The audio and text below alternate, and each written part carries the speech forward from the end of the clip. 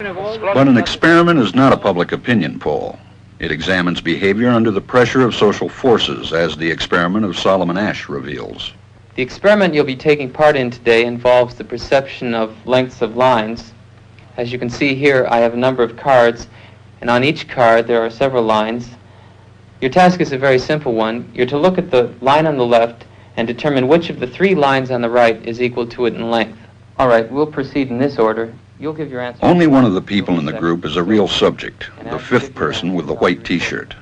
The others are confederates of the experimenter and have been told to give wrong answers on some of the trials. The subject denies the evidence of his own eyes and yields to group influence. Asch found subjects went along with the group on 37% of the critical trials. But he found through interviews that they went along with the group for different reasons. One. They must be right. There are four of them and one of me. One. This subject's yielding is based on a distortion of his judgment. He genuinely believes that the group is correct. One. Two.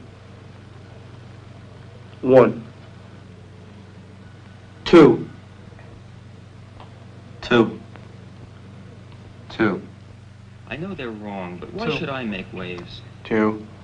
In this case, the subject knows he is right, but goes along to avoid the discomfort of disagreeing with the group.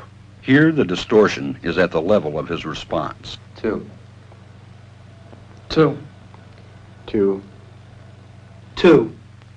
In the previous experiment, the naive subject stood alone against the group.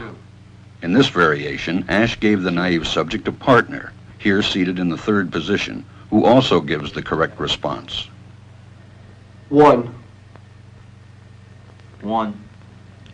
Two. Two. With a partner, yielding drops to only 5% of the critical trials compared to 37% without a partner.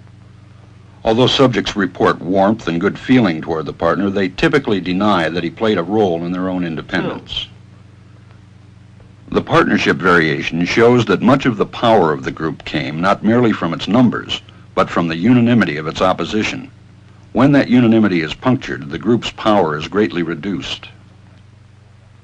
Sometimes we go along with a group because what they say convinces us they are right. This is called informational conformity. But sometimes we conform because we are apprehensive that the group will disapprove if we are deviant. This is called normative conformity.